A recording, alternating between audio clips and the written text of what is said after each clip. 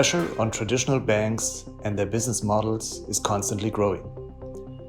The challenges have the ability to innovate, a trait that incumbents almost seem to have eliminated from their DNA. So what is holding the banks back? And what if there is a way to turn the tables?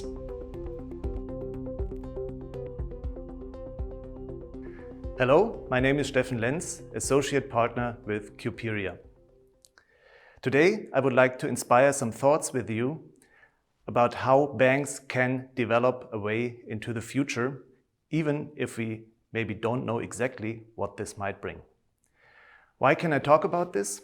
Well, I've been an executive with incumbent players like Credit Suisse and Finova, so I know where many of you currently are. Also, I held multiple CTO roles in fintechs, where, among other things, we built a new core banking system and built a digital wealth management process. So I know this side of the business as well. Today, I would like to use this experience to develop a somewhat different perspective with you, a perspective on the bank of the future. To set the scene, we should be clear about what is changing around us. What we see are structural changes in a number of areas. First of all, the markets change by value chains breaking up, increasing the transparency on certain services and thus putting high pressure on the margins. And technology is enabling entirely new business models. Just think of a peer-to-peer business where banks are eliminated as the intermediary. Second, we see a demographical change, and this is especially important for wealth management, where the average customer is age 65 or even beyond. And last but not least, we see changes in the workforce. The younger people have a completely different idea of a work-life balance, and COVID-19 just proved that the way we do work can actually change in an instant. Now, what is the response of the incumbents? What you can observe across the board are rearguard battles. Banks cut costs, expand old business models to new regions, or focus like everyone on ultra-high net worths where they hope for higher margins. The strategy seems to be to buy time and prepare for a future with a shrinking market. Every bank has a digitalization strategy aiming for optimization and maybe new offerings. There are things happening in the organization around agility, Scrum, SAFe, for example, and there are technology initiatives trying to leverage machine learning, robotic process automation, and the like. So there's definitely happening a lot. Now, let me ask a nasty question. Will all this help? Is there a vision for the bank of the future, and will all these activities help to get there? Honestly, I have my doubts, and here's why. Let's start with strategy. Of course, you need a strategy in the sense how you want to respond to the changes around you. However, a strategy in the traditional sense, a plan that you make and then execute, comes from the old world. In the new world, change is the new normal. So we are not talking about a one-off transformation after which you're done. We are talking about developing new capabilities to constantly innovate, change, and adapt. When we talk about organization, also there the problem has been recognized. And there's a lot of talk about overcoming silos and implementing agile practices. One thing should be clear, however. Just implementing agile practices in the engine room of a tanker won't turn it into a raceboat. There's much more to this. We'll talk about it in a minute. Third, let's talk about technology. Let's face it, most application landscapes look more or less like this. Of course, the problem is understood and there are initiatives to decommission one or the other application or to carve out a service from a monolith. However, at the same time, stuff is added. Machine learning, workflow engines, robotic process automation. All this will add to the complexity of this picture and drive maintenance costs long term. What the bank of the future really needs is ultimate flexibility and truth of cost. And such a picture cannot deliver this. So the real question is not what technology you should make use of. The real question is how can you create a clean and efficient IT landscape. Let's talk about a vision for the bank of the future.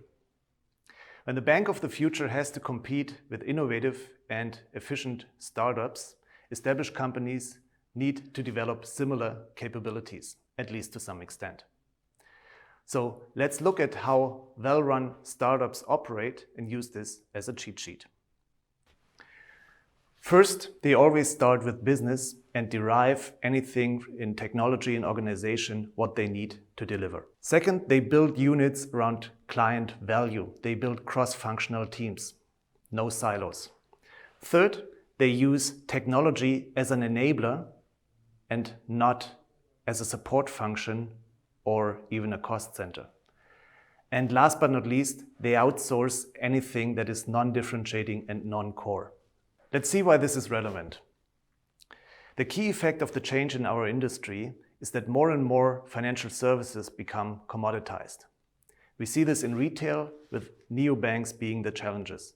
We see this in wealth management with the robo-advisors, and we see this with mortgages where more and more the banks apply to the customer than the other way around. Now, being a commodity provider is not where you want to be, because this is where the price is the only decision criteria for the client. So possible ways out of this are you either focus on a niche where you're specialized to a specific need and you're the first choice for your client, or you turn into a platform aiming to be a one-stop shop where the client sees an additional value that makes him pay the premium.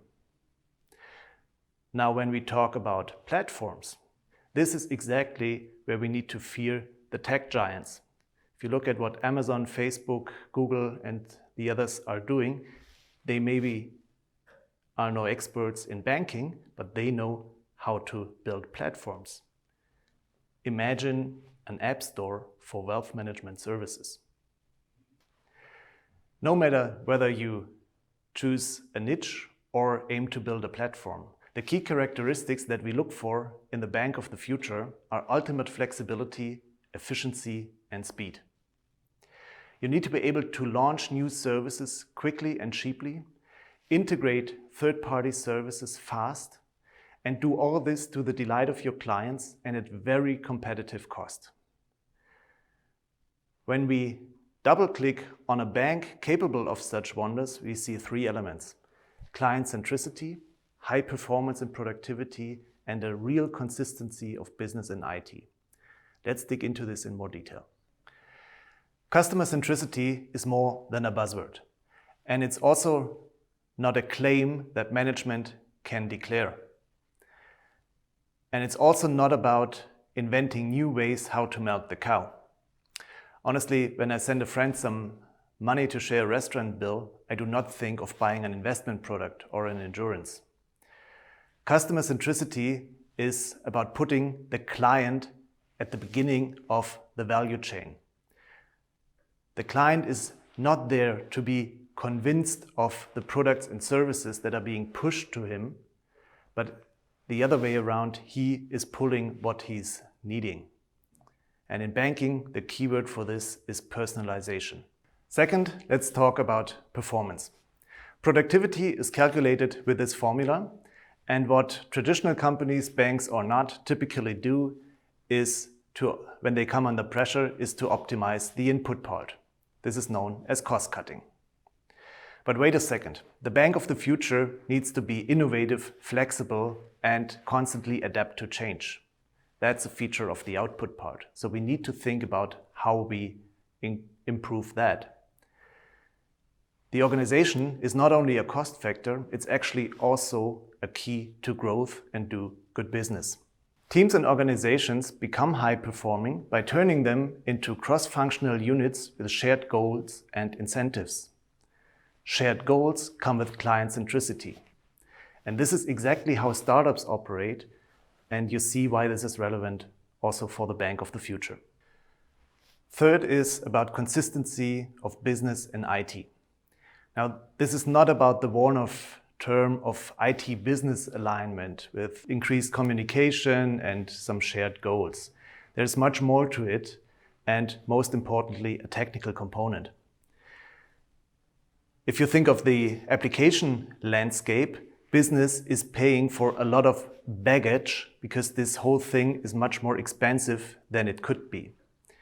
What you need is a service landscape that basically provides plug-and-play functionality where you get new services at low cost and you get truth of cost so that you can offer these things at transparent and competitive prices.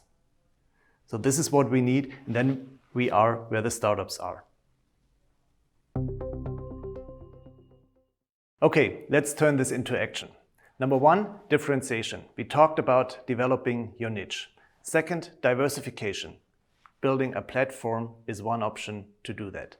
And the third point is your platform that decides about your overall capabilities and your productivity. Now, if we look at differentiation and diversification, this is a lot about leveraging opportunities by taking a closer look at your clients and thoroughly understanding your assets and your strengths. But wait a second. This is all nice and there's opportunity for growth and a shiny future. But if you want to do this in a sustainable way, there is some homework to do first. Remember this picture? This is the problem that you need to solve. This is the key to the flexibility that you need for new services, and it is the key to lower the cost for services in your current business. How can we solve this? The trick is not to take the usual technical or application-centric view. Take the startups approach and start with business. Migrate one client-centric service after the other onto a new flexible platform and operate it in a new and efficient way. Think of a service as a venture with its own business case. So how does this work in detail? You start with a client service. For example, mortgages. How should the future client experience be when applying for a mortgage? Then you develop a future target operating model and a target architecture. How would you design and build this service if you wouldn't have a legacy? Then you look at external third-party or fintech services that can amend the service for an enhanced client experience or can make it cheaper to operate. And only in a third step, you map it to your existing landscape and plan for a transition in small steps that ensure a quick return on investment and reduce the risk. Let's conclude with a few tangible things you can start doing tomorrow. And to motivate you, I would like to highlight something very important. There is actually no reason to fear fintechs and go on rearguard battles. The new opportunities are available to everyone. So turn your rearguard battles into a mission of exploring and exploiting the new opportunities. Let's touch on some tactics for you. When thinking in ventures, the first step is to identify opportunities. Take your client's perspective. Dig in the data to find out who your clients really are and where the money is. Do some design thinking to empathize with your clients. Get a market view on what's going on out there in the fintech world. What will the services maybe look like in 3 or 5 years from now? Combine ideas from inside and outside your organization to identify where a client needs underserved and where you have room for automation. And once you've identified the opportunities, you can start talking to fintechs and maybe test one or the other collaboration. You can start thinking about which services to carve out or rebuild. Or you can actually start a new venture with an entirely new business model. Obviously, such a mission is something fundamentally different than what your current organization is used to. So make sure you pick the right people that are able to support you in this mission, make an impact, and really move the needle. It's not about strategy consultants, it's not about technology resources, it's not about agile methods. I think that became clear. What you need are people who understand you, who share your vision of the bank of the future, and who are able to shape it together with you. So I hope this inspired some thoughts about the bank of the future and possible ways to get there. There's much more that hasn't been said, but every journey starts with the first step. I thank you for listening, and I look very much forward to continue the discussion in person. Thank you.